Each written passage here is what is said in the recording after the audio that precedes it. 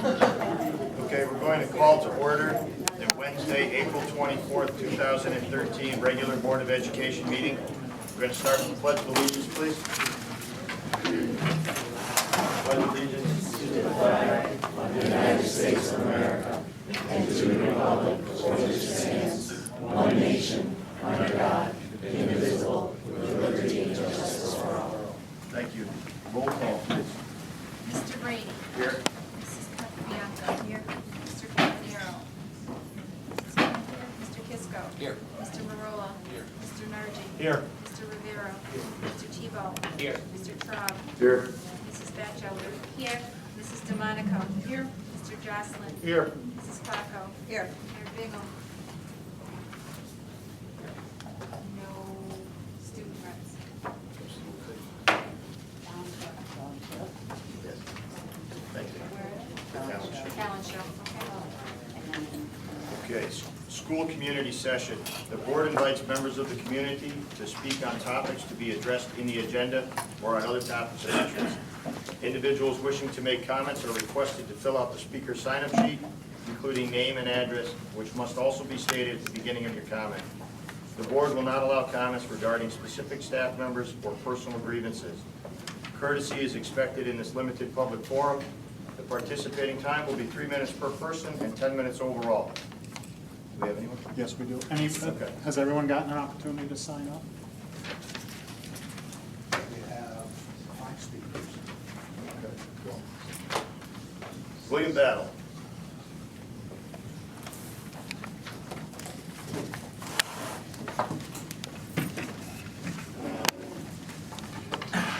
William Barrow, Aaron, 69 Red Mountain Avenue. I'd like to do this in a quick 2 parts, if I may. Over the last 3 years, I have been reading every Tuesday in the local newspaper a group of educational articles called Paul Elijah's Almanac by an educator from Vermont, Mr. Peter Berger. It's sort of been I think, a cult following to some of us who are interested in education. But over the last 3 years, I've had the occasion to give, in my bi-monthly meetings with the former superintendent of schools, I always brought him a copy, and recently I have carried that on with our new superintendent, just to make sure that she has the information from this very, very enlightened and commonsensical attitude. His major premise is that from the time of the 80s, in a book called A Nation at Risk, the problem with our school system has not been what we're reforming, but the reforms themselves. And he says, he specifies in quite consistently, constantly, that we may have to go back to basics. And that's all I'm going to say about that, because I'm not an educational expert, I'm just a parent. So I'd like to, if I could, pass this out to one, so that Mr. Clarko won't be the only person that has this information. The other thing I'd like to say is, in a month and a half, my son will be finished with the middle school. He has, in his time as a student in the Torrington school system, had, I think, a relatively successful career. Over the last 3 blocking periods here in the middle school, he has had high honors with distinction. This, I believe, comes from the fact that in his kindergarten year, the greatest kindergarten teacher in the history of mankind, Maureen Beach, told my wife and I what it would be necessary to have a child in a school system that would be productive in partnership with the school system itself. I think we have followed that as best we could over time. Donnell was at one time one of the few students in the state who got a perfect score on the math CMTs. At the same time, he won the math contest here in Torrington. And we did follow her, and God bless her. We lost her a few years ago, and Ms. Capabianco called me late one night to tell me on the phone that she was gone, so I wouldn't find out about it in the newspaper. She was a great and fine teacher from the old school, and I miss her dearly, and she'll always be tender in my heart and in my memory. And my son has done quite well. And the only thing that he asked, and that I asked over time, with all the compassion that all of us have for children at risk and others, that some part of our thought process be left for children who, number one, were honor students, and number two, whose parents were doing everything that teachers had told them that they had to do to make them productive, so that everything would not be problems with dropouts and problems with other things that we don't want to happen. And many of the things imposed upon us by state mandates that we shouldn't be dealing with, what we have to deal with. I understand the nature of the game in terms of money. But there was one thing that my son did want, and he was very adamant about it and very disappointed. His Italian teacher was head of the teachers at the middle school in charge of the student council. And she was ill this year. And for some reason, nobody else in the school system was willing to take it upon themselves for the middle school in my son's last year for them to have a student council. This is something that's on transcripts to go to colleges and everything else, and it's one of the things that should not have been missed. I take great issue with that it was not addressed, and my son lost out on that. These are the kind of things that we parents, who are not constantly coming to the school asking for special favors for and services. All we ask is that sometimes some manner of attention be paid for students who don't really have any problems. That's not neglecting any school or any of my son's friends. The other thing about it was, Mr. Badler, it's been 5 minutes. I have Has to it ask you really? to wrap it up. okay, well, I'm sorry. the other thing that was kind of interesting for my son, the achievement gap that we're all exposed to, again, not, as we said before, not in our district, but in other places that we have to deal with. My son, I think, did a lot to shrink the achievement gap, and so did the people that came from Mrs. Beach's class at Forbes School. If you look at the honor students that came out of Forbes at the same time Donna has, you'll find a high degree of them came out of that system. We should be proud of it and not be negative about the school system. Thank you.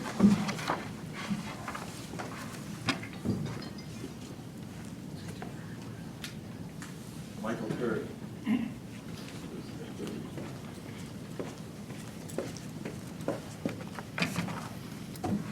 My name is Dr. Michael Curry. I live in 120 Micklen Drive in Torrington, and I've been a pediatrician in Torrington for finishing my 9th year in practice. My dad was a pediatrician in town since 1970.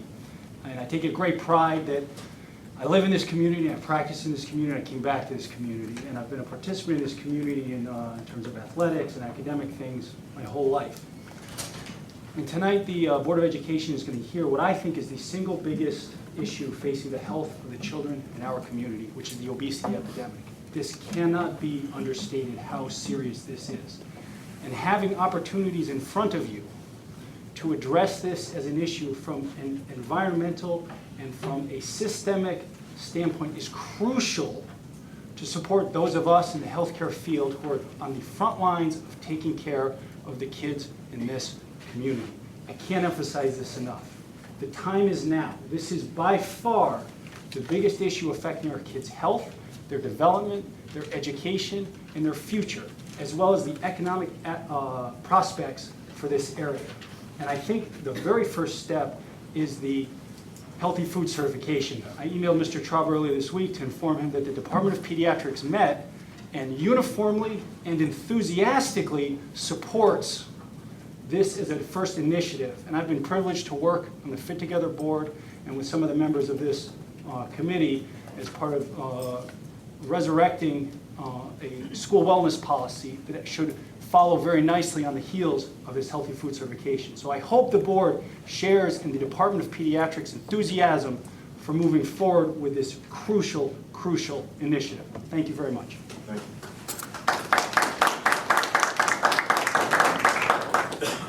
Matthew Markhouse. Good evening, Matthew Parkhouse, 90 Castlewood Lane. I'm a 5th grade teacher here in Torrington, also a parent of a kindergarten student at East School.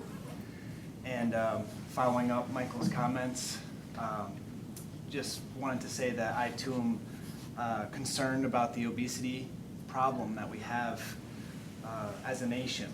I want to be very careful, though, being an educator, not to cut into classroom teaching time.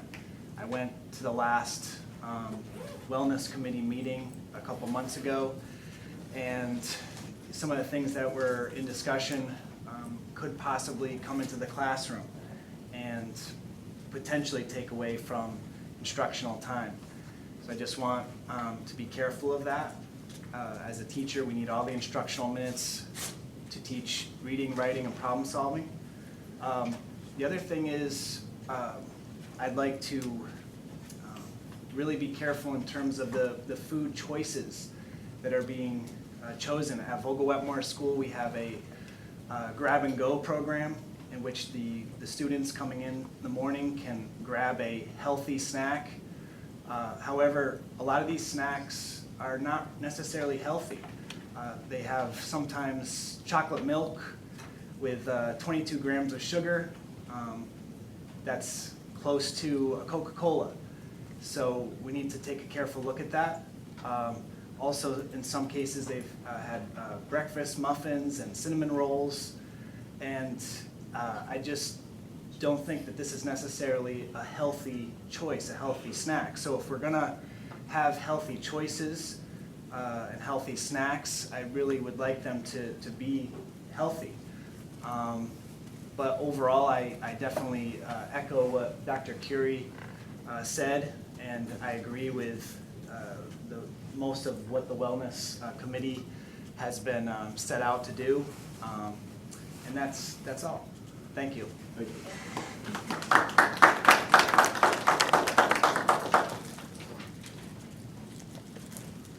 Mike Malasuski. I hope I got that right. I'm sorry if I didn't. Close enough. Okay. Yeah. I've been called worse. So, My name is Mike Malashevsky. I live at 143 Albrecht Road. I'm just here to talk briefly, because I know you guys got to get going here, about the possible cuts in the number of elementary school teachers. Those of you that know me know that both my girls will be in the middle school next year, so it might strike you odd that I'm concerned about the possible cutbacks in the number of teachers in the elementary school level.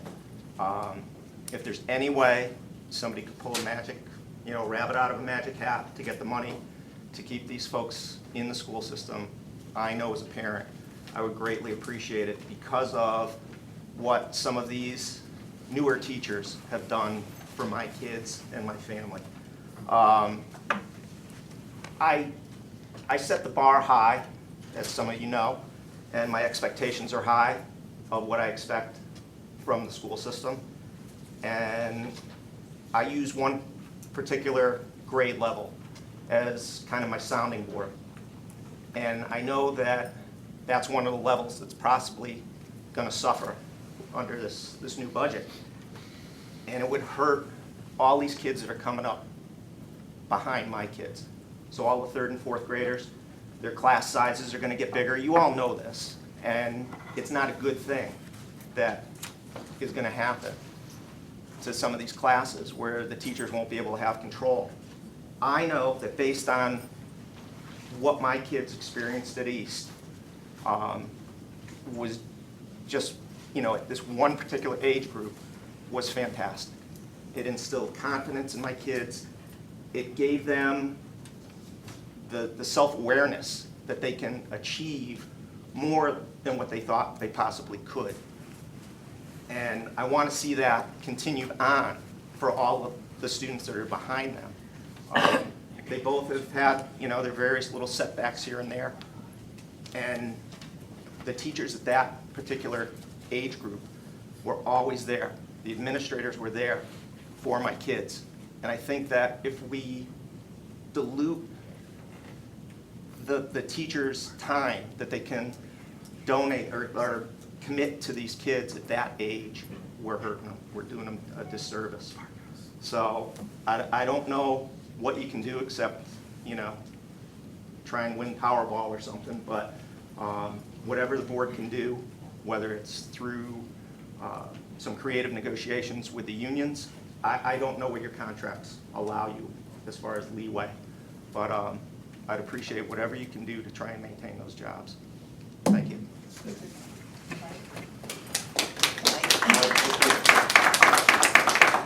You know, the current budget right now does not have the cuts to the elementary. It's all going to depend on what happens at the With the city s- on the 30th. Right. So we're hoping that the public will come out and support us at that meeting. Okay. Thanks, Judy. Leah DeSmith. Hi. Leah D. Smith, 50 Martha Street. I am also here to support the wellness policy for Torrington Public Schools. Not only the physical health of our children, but their mental and emotional health as well is covered in this policy and goes hand in hand with the proper nutrition. I believe it would be a real asset to Torrington Public Schools to refurbish and strengthen their wellness policy. I have heard the concerns about initiating this wellness policy, mostly with the healthy food certification. And I've done research on it, and I believe that there are ways that we can get through this together, and there's exemptions that will work. And I also believe that if we all kind of change the way we look at the policy will change. I see nothing but benefits to the policy, all the goodness for the children and for the community and the long-term even marketing and strength of this school. So I really strongly believe in it, and I was kind of shocked that there was, real emotional reactions to it in the past few weeks. I'd like to read a letter that my son wrote. He's in 3rd grade, and it really was pretty profound, so I hope it can sort of get the same message of inspiration to you. At Southwest School last month, we built our playground, which we're just really, it was a great achievement. And this is a thank you letter that his whole class, it was their assignment, but if you knew my son, his sincerity really comes through with this, and he doesn't say anything that he doesn't mean, so. So this was written on April 9th. Dear Mr. Mayor and PTO, thank you for your work for helping us have a playground. I can tell from the way it looks and feels that you put a lot of work into it. My favorite part is the DNA climber. I like it because it is a challenge, and I like challenges because they help me learn. I have done it 6 times. One thing I don't like about it is that when you get to the top, you feel scared, especially if you make a wrong move and then correct it. My way is to get to the first turn. I switch to the other side and climb up to the top and look down to see my shadow. I feel scared, but I keep going. Then I restart, beginning and finishing. The playground helps me with my physical work, so I will be fit. Plus, the playground is fun, so we can have physical work and have fun. Therefore, the playground helps me. One downside is that we eat lunch before recess, so we might throw up if I make a wrong move. So, but I still like staying fit. Thank you again for your hard work and for all the people that helped build it. I see and feel your hard work, and I like it so much. Thank you. Sincerely, Remy DeSmith, grade 3. So I hope that that is kind of my message, that it might be a challenge to get through this, but if an 8-year-old can find a challenge and find the opportunity in it, I think that we can all do it together as a community. Thank you. Thank you. Let's get a motion for approval of the agenda. Chris, second. Ms. Carl. Any discussion? Mr. Kevin Aaron. Yeah, under consent agenda, item 4, appointments and resignations. Are there appointments on this consent agenda, or is that just a placeholder descriptor? No, there is. Don't we normally get to see what the appointments are? They're in the packet. They're in the, okay, general. All right. It was emailed out last Thursday to all of Any other discussion? Seeing none, all those in favor? Opposed? Unanimous? Informational sharing and discussion items. Student representatives we don't have, so we're done with that one. Superintendent's report. All right, just a couple of positive things to share. First of all, I received a very nice letter from Kristen Raymond, who's the organizer for the St. Jude Telethon, and she specifically recognized some people. She knows that there's hundreds of people who make this a very successful fundraiser each year, but she wanted to recognize Becky Mogov, Secretary of Southwest School, and Patty Fairchild, retired B-School teacher, who organized the superfood and bake sale. They raised an astounding $8,600. Students from East Vogel and Torringford were on the television with their music teachers singing. Forbes Flyers dazzled everyone with their performances. And THS cheerleaders and dance team were cheering and dancing in support for the cause. Many students came to perform, and student council members and teams also raised money through other activities. But it was just, they greatly appreciate the dedication of faculty, students, and parents, and that is truly something to be proud of. So that was from Kristen Raymond. The second piece I'd like to share with you is that I hope you all have an opportunity to visit the East School Artsonia website. And as the day I received this, there have been 43,434 hits. The Artsonian website is an opportunity for art teachers to put up photographs of student artwork and the child's first name and age. And I mean, some of the work is truly magnificent. And it's a great way to share it with not only family members, but community and any family or friend who lives out of state. So I feel it's a perfect example of the dedication of our art teachers all together, and also the kids who are creating these masterpieces. So just wanted to share that with you. And in your packet, there was a question raised during budget time about our grant writer and money, grants that she's upheld or maintained and brought in new. And I put in your packet an example of funds raised. She wrote grants for $765,256, and we have been to this point awarded $553,516. And she's working on a few more, so.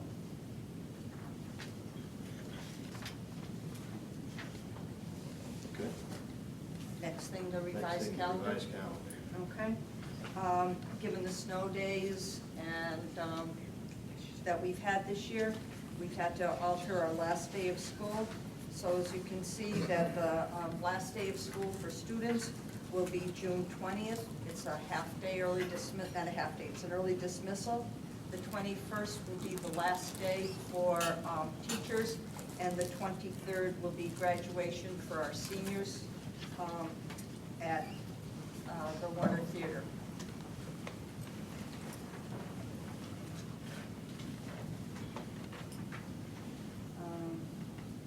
Bill, you want to talk about this teacher certification in the state? Yeah, in your packet, Oh, you skipped Oh, a bit. did I skip? Healthy food certification. Oh, I'm sorry. My apologies. And for that, I would like to ask Greg Briscoe from the Fit Together Committee, Executive Director of our YMCA, whom we have to thank for his support of our budget this year. Good evening.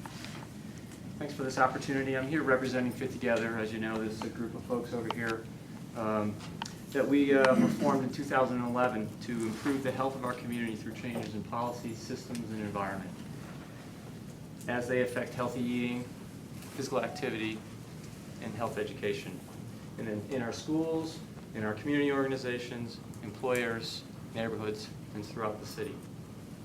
This approach is working throughout the country, and Fit Together is one of hundreds of organizations and communities across the country that are making the difference in making these things stand. Programs to fund healthy activities don't work because when the money dries up, the healthy activities change. But policy changes make a difference in the long run. In October, we invited Torrington Winstead, National Public and Health Planning and Transportation Consultant Mark Fenton, to go through walking audits, driving audits, observe school dismissals with permission, and to have workshops and have a mayor's breakfast to study how we can make our communities healthier. And he had 9 recommendations. We've worked with the city to ensure healthy food is available through the development of the right to farm and community garden policies. We've also worked with the city to ensure healthy environments for outdoor physical activity in everyone's daily life, and that through the development of Complete Streets Ordinance, which would require that anytime a road is addressed, that not just cars moving through town need to be addressed, that you have to think about walkers and bikers and public transportation. It's not easy, hard as change, but it's essential for us to be healthier. A year ago, we introduced ourselves to you, as you recall, after a review of the Rudd Center for Food Policy and Obesity Center at Yale University's review of all the Connecticut wellness policies, and our own assessment using the WISE Community Healthy Living Index. And we offered to help write a new wellness policy that would embrace a strong link between academic performance and healthy school environment, including healthy eating, school-based physical activity, and health education. We're grateful that 3 members of our Fit Together team who have been allowed to serve with Mr. Marola this past year to develop a new wellness policy. Just want to introduce them. You met Dr. Michael Curie, Carla Angevine, Charlotte Hungerford Hospital registered dietitian, is not here, but she served as well, and Bill Burgess, president of Litchfield Food Systems over here as well. I couldn't think of 3 more qualified individuals to volunteer to help us develop a wellness policy that works, one that is a model for other school districts, and one that creates a healthier, vibrant environment for student learning. Within the wellness policy, there's reference made to the Connecticut Healthy Food Certification. Last month during one of your meetings, there was discussion on the subject, and I'd like to briefly clarify some requirements and address some concerns. As discussed, the districts that adopt to implement these standards receive an additional 10 cents per lunch based upon total reimbursement lunches served in the district in the prior school year. For Torrington, that's $41,000. The goal of the program is to provide healthy food options for children during school and school-sponsored activities. Research clearly demonstrates that good nutrition is linked to better behavior and academic performance. Healthy kids learn better, no doubt about it. This alone should be reason enough to give this serious consideration. So to the concerns. The standards do apply to anything sold to students during the school day. Does not apply to any food brought from home. Does not apply to any adults. So food that doesn't meet standard can be sold to staff, parents, and other adults either on or off school premises at any time. For football games, you can eat whatever you like. There's also a built-in exclusion process for foods that don't comply. There's an exclusion for fundraising with food, as well as for food given in classroom or as a reward, which is really governed by your wellness policy. So the board controls the exemptions for food sold to schools as long as these 3 things are met.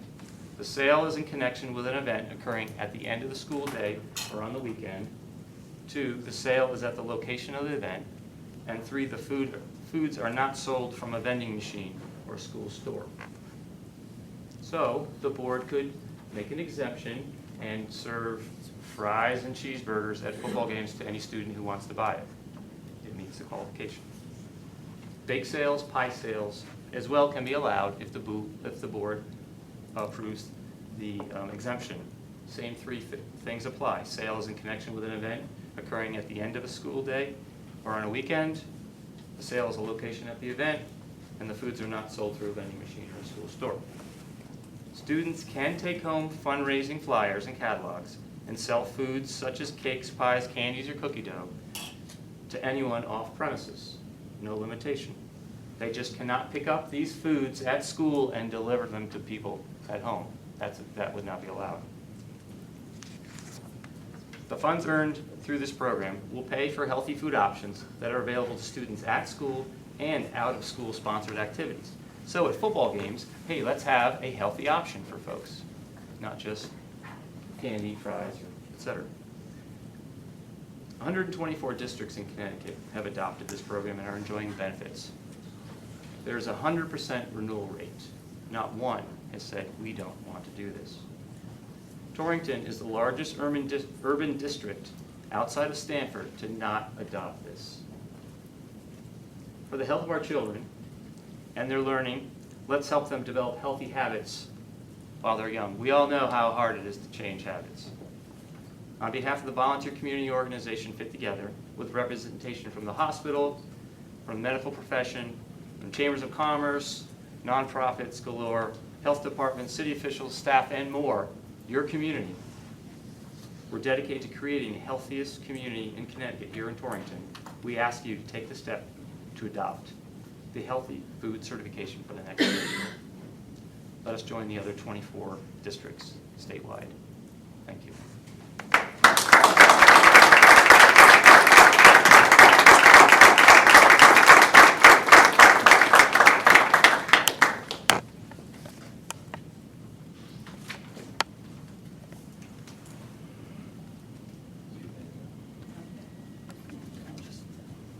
I just want to say thank you very much.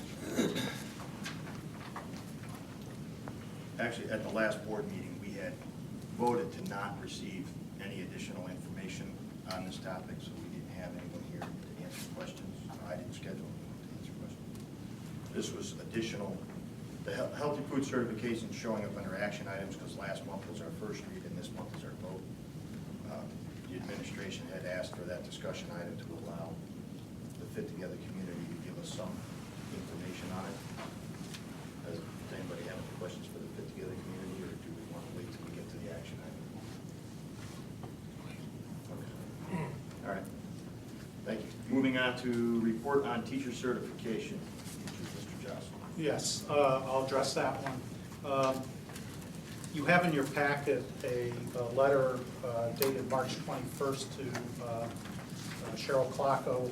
For some reason, they still have you as acting superintendent, Cheryl. We have to get that straight. I guess I'm just pretending. What it does is it does confirm that we have met the requirement that our school is in full compliance with statutes as to Connecticut education laws. I think a concern was brought up at a previous board meeting as to whether or not all of our teachers were certified. I did want to clarify that is the law. However, there are shortage areas in the state of Connecticut. Each year we get a list. They tend to be things like math teachers, science teachers, administrators, world language teachers, ESL teachers. And if somebody's coming in from out of state and they hold credentials from another state, the State Department of Education will work with us while they're working through their reciprocity with the state of Connecticut and getting their certification. It's not an open-ended process. This year we had 3 teachers come in from out of state. 2 of the 3 were able to secure their certification in a short period of time.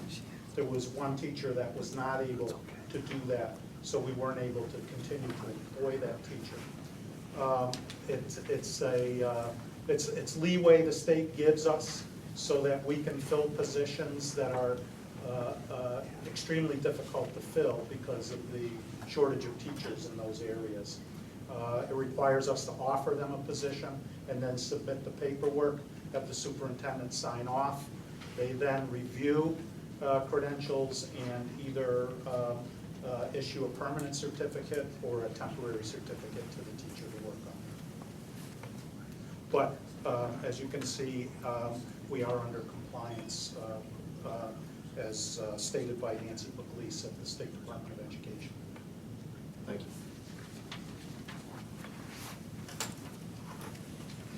Policy 6192, suspension and expulsion. So can I take that? This is a first read. It was a recommendation from the policy committee to bring this to the full board for a first read. The student discipline policy actually replaces the current 6192 suspension and expulsion.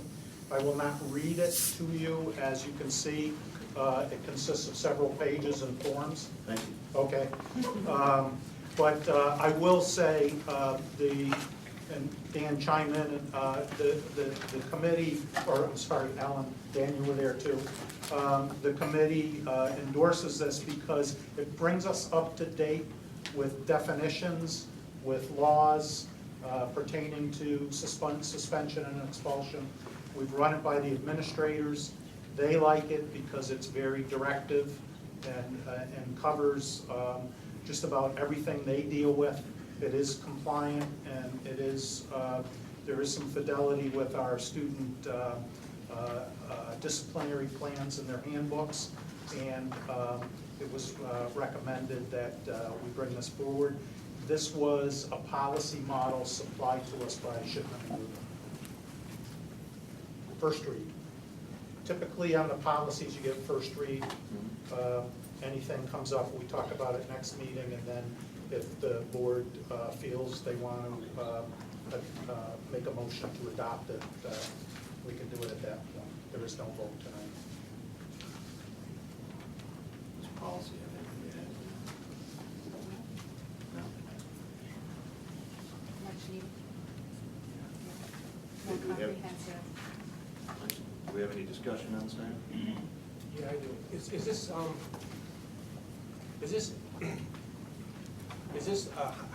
is this in lieu of what our coaching staff is going to produce in terms of a code of conduct? This has nothing to do with the This is athletics not. department. This This is the board's policy for suspension and expulsion. Okay. The athletic group, that's totally separate. They're doing their handbook Yeah. separate from this. All right.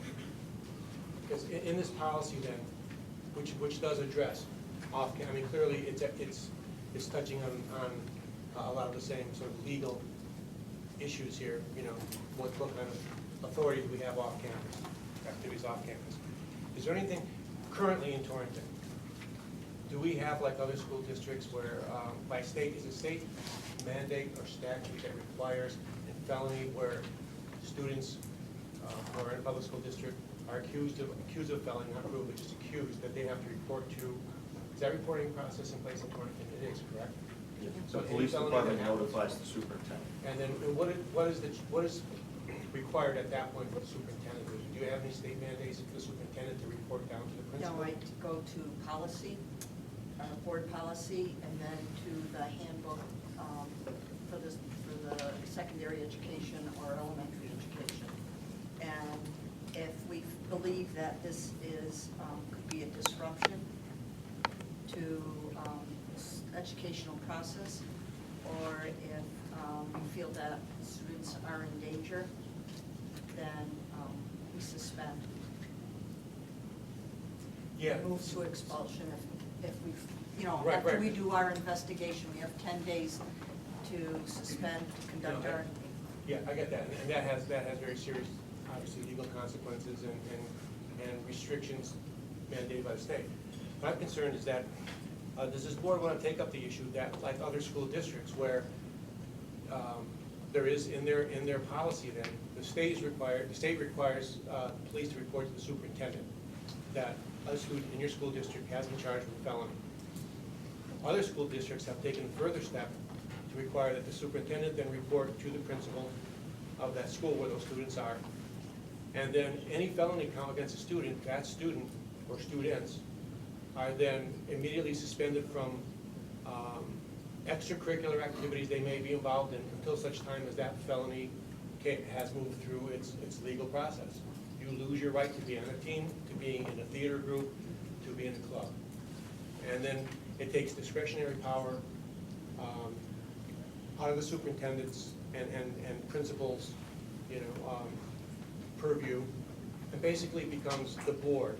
The board saying, we do not tolerate, anybody accused of a felony means that the police have had due cause to accuse students of something very, very serious until such time as that has been cleared, you are not going to partake in sports, you're not going to partake in clubs, you're not going to partake in the theater, et cetera, et cetera, et cetera. Does this board want to, I mean, personally, I think we are at that crossroads, and I would like to see the board move in that direction to add that to our policy, like other school districts have done. Do we know what the legal implications of doing that would be? We'd have to draft what we would like to see as a policy and then run it to legal for them to evaluate if we've crossed any lines, and then they would come back to us. Did you have a chance to read the policy? This policy? No, just in pieces, no, just in pieces. I mean, but that's what I'm saying, it doesn't specifically address that particular. But it specifically addresses if a child is expelled, they are not allowed on school property. No, I get that, Partake in any- but this would be pre-expulsion. In other words, this would immediately go into effect. And say, again, this gets back to the point I made at the last meeting, which is we are obligated to educate our children in a certain way dictated by the state. But in certain areas that we, as a Board of Education, deem to be extracurricular activities, we have a lot more discretion, it seems to me. And we can exert our authority as a board and theoretically, an ethical acting body to say that, you lose that privilege. That's a privilege. Being in the theater, being in the band, being involved in sports, that's a privilege. You lose that privilege. And so I would like that discussion. I think the board should have that discussion, but it also needs to be in lockstep with what our athletic director is doing, such that maybe, and Chip is going to have to weigh in on this, maybe in the athletic code of conduct, there is something, a form that students would then have to sign who involve in any extracurricular that say they recognize and they accept this as a condition. You get involved in a felony, drugs, stuff that's reported in the paper, you get involved in this, you're going to lose your right to be on this team, I would just put that in the student handbook, because if you did it just in sports, then you're not hitting drama, you're not hitting. No, I'm not saying that. I'm saying for any extracurricular Well, activity. but the other groups, like the drama, they don't have a code of conduct manual like the athletic teams But do. there So should be if you a put it in policy the, there. I think I'm saying, if it's you a put it policy. in the school handbook, every student signs the school handbook. Oh, I And see, in the I school see, I see. handbook, it says that if you commit a felony, you're out of extracurricular activities. However, You know whatever what I is the mean? simplest way. of In doing it. agreement with you, I'm just Yeah. saying that would cover a broader spectrum than just the sports. Yeah. Are you saying just a felony or any arrest? Well, other schools have said a felon. I mean, if, again, that's a whole discussion, and we're not here to discuss it tonight, but as this policy moves forward, I would definitely like to include that as something for serious consideration. I think it's long overdue, and it makes it automatic, so that, nobody has to, then the principals, the administrators don't have to say, God, the whole community's gonna hate me. No, this is, we as a board say this is going to be so. Yeah, I mean, I'm in full support of what Paul's saying, except that I believe if a student is charged with a misdemeanor or a felony, is put in the system, at that point, he's immediately suspended indefinitely until those charges are adjudicated. Excuse me, Andrew, you can only suspend for up to 10 days. I'm not talking about we're talking about extracurricular activities. Okay, not school, but if. I didn't, Paul wasn't talking about that, and I'm not talking about Okay. it. We've talked about this issue before at policy. I think it's disturbing that we've had students in our school system who have been in the system for dangerous felonies, and were allowed 6 months, a year, to continue to participate in activities. I think it's reprehensible. I think Paul's totally right. I think if a student is charged with a misdemeanor or a felony, his rights for any extracurricular activities, he should be suspended until those charges are adjudicated. I think that's what Paul's talking about. Well, I didn't say misdemeanor, I think that the board has to. Well, Certainly, that's a board discussion, but, and suspended from the activity. Suspended From the activity. extracurricular Correct, that's activities. right. Yeah, we're not, Yeah. Yes. All right, so this would be a form of punishment in your eyes. This wouldn't be, no, I'm just having a conversation. I mean, this. Would it be this- punitive? Yeah, Okay. of course it would be. Because, I mean, this, in your eyes, this wouldn't be to keep student, I mean, this wouldn't be to keep other students safe. This would just be a form of punishment of the district. No, I think it'd be to keep students safe. I think you put together something like this. with the idea that if you've done something that rises to the level of you getting involved with the police on a felony, chances are, for the good of the rest of the students, you need to be seriously discouraged from whatever you did. And even if it proves to be you're not arrested, you're not found guilty of the felony, you must have come seriously close, if we have any confidence whatsoever in our police, which I do, to make those kinds of distinctions. And if we are punishing that student, and we are found that the charges are dropped, I'm just having Yep. a what if, because we are having a lot of what ifs. Yep. So I'm just saying, what would we do in that scenario? What would our liability be? I'm not really sure. You've now restricted a student who was found innocent from taking place in these activities, Yep. which could affect their, going on to college, who knows, whatever. Well, what you've done is you've sent a clear message to the school community that think really long and hard about what you're doing when you go to that party. Think long and hard about what you do when you invite women, girls, over to your, think That's long fine. and hard We're not- about what you do off campus. We're not, no, It's you're being very generic. I mean, specific. if you steal something, if you, whatever, you get involved in a fight off campus or, whatever kind of felony it was. Damage property.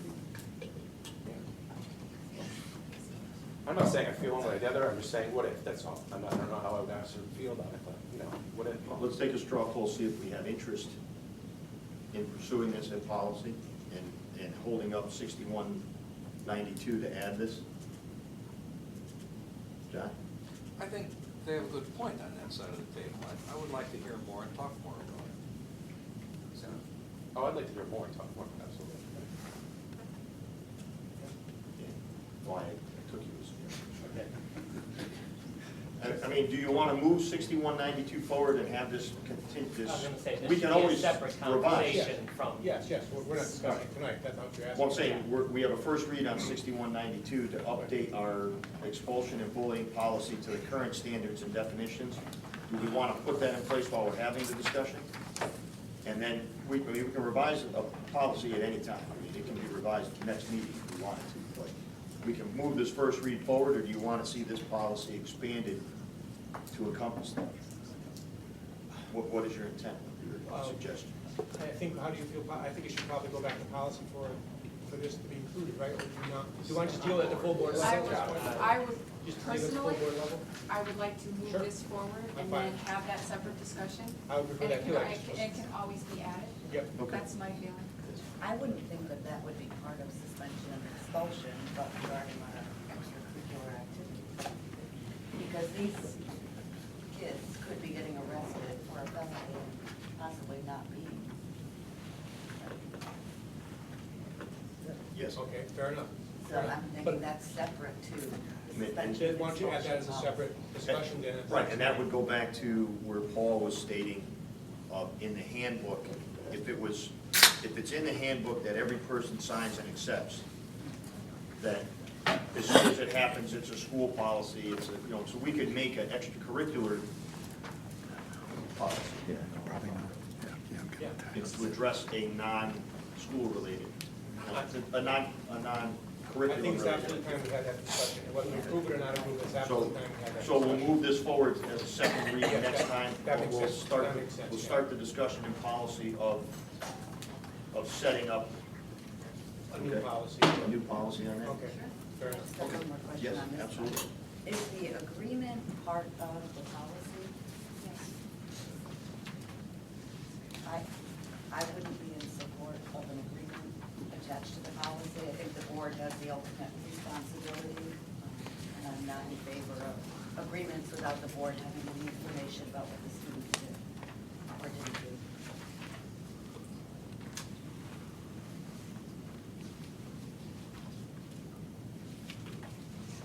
So this is a blanket stipulation. It's a blanket stipulation between the family and the superintendent where the board wouldn't have the information on what happened. I would be uncomfortable with that. All right. Mr. Chair, could we give the names and we're all calling it the same thing so we know what we're going to call this? As a new policy?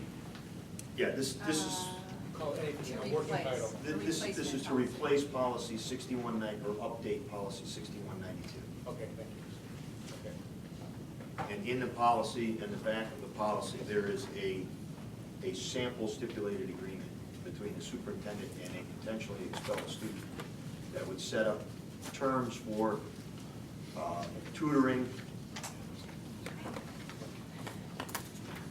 Yeah, I mean, we should be back down, I mean, this is what the discussion will be about, all these things. I don't think this was meant to be part of, this is just a template to use, and it's just showing the template that would, like a sample that would go out to, from the superintendent to the family. This is what would be used, but not necessarily that anyone in the board would see. But this is the template that the district would use. Right, but I felt, and I thought others in the expulsions believed that we were not in favor of stipulated agreements, so I would not want to see the families given that option at the time of their letter to enter into a stipulated agreement. Right. They can always have the option, but we have the right to refuse. Any family can, any student in question can come forward with a stipulated agreement. And then the board has the right to say, no, we want to hear the case. So I think what Ellen's trying to say is this is just so that there's a standardized format, so that if we were in an expulsion hearing, we would be getting a comfortable or a familiar format instead of each time getting a random format. Right, or a different. So that you'd have to, look for the different areas of it to see what is being discussed in the stipulated agreement. This way, we would always get a consistent form. Mr. Chair, is it possible to address Fiona's concern by putting together a forms package that is a standardized forms group and taking the forms out of the policy, but having a standardized form that everybody's required to use and making that? As crazy as it is, you could make a policy of standardized forms that would have all your standardized forms in one area so that if somebody I was doesn't trying have to to flip cut through the down the whole red book. tape, not see how many times we can wrap it around the building. Okay. We could call it sample agreement, so you don't have to use Templates. It's just, Instead of Right, agreement at instead the of top, you agreement, could say, sample. is that true? Instead of agreement at the top, we could put sample agreement? Yeah, you could put the whole thing under a regulation packet, which is what we've done in the past, call it regulation. The thing that was attractive about having the forms in the policy, you don't have to go searching elsewhere, and it provides consistency so that no matter who is looking at this, they're using the same forms, they're the same format, so on and so forth. My concern would be if it were somewhere else that you'd have to look, you might get away down the road of knowing that these are the forms that go with this particular policy. We have it in other policies where the forms are included, for example, field trip policies, so that we can stay consistent with it. I sense that Fiona's concern is over a stipulated agreement, not necessarily over the form. Well, I just don't want to give the impression to a family that gets this packet that Gotcha. we're going to be entering I into a gotcha. stipulated agreement with them when chances that we probably will not be. Yeah. So maybe even if we could put sample agreement for approval by the board or something, just so that there's not the inclination that these are gonna be made for every case that comes forward. Yes, sir. Just a final point, at least for me on this. This goes to Vin's question. I understand what you're saying, and I have serious concerns about that too. And I know I need to think more about that. But I'd like to say, in general, thinking about doing this kind of thing, what I've seen as a parent, there's nothing that will reinforce and move student behavior as a group more powerfully and consistently than peer group pressure. And I'm thinking if the board begins to exert its acceptable code of conduct in certain ways, okay, and these do have some real teeth to it, that the effectiveness will be more down the road from other students recognizing that they don't want their student athletes, they don't want their star theater people, they don't want their movers and shakers within the school to cross that line. And I think that may ultimately have a corrective influence on, long term. And that would be my hope, you know? Seeing kids acting way out of line at parties or in institutions, someone's gonna say, you can't afford to be here, you can't afford to do that, blah, blah, blah, blah, blah. It will take time, but, you know, we can have town hall meetings and preach to these kids and make them read books. It's not gonna get down there. What's gonna get down there is other kids saying, you need to shape up. So I think that's my point. Can we send this in between the first and second read? Can we get this back to you to come up with some wording at the top of this agreement that changes it to either say sample agreement or sample format or Or do you want that to be part of the discussion at the next meeting? at the next meeting here? I'm sure it's going to be, but do you want to bring it back to us with a change in that wording from policy to see if that would satisfy? Or do you have a full agenda next time? There's an agreement now. Yeah. So I think it would be okay just to move it forward for the next board. We'll make sure that in the May meeting, we'll update to show the form with that title on it for the second read. And then it sounds like our extracurricular activities is looking like a separate policy. Yes. Discussion. Okay. So, yeah, So leaving there's this really- as is in a separate. So there's really discussion. nothing that we need to do at the next Okay. policy meeting on Right. this. Okay, All right, so we can make that change? Yes. sure. Okay. Any other discussion on 6192? Okay. Organization for TMS and impact on curriculum. Mr. Gotti. Welcome.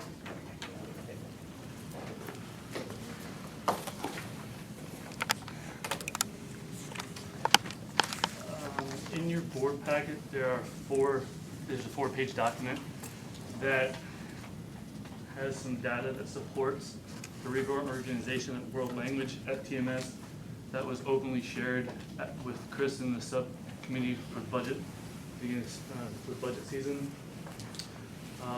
I'm just gonna go to the last page and summarize the impact of the reorganization.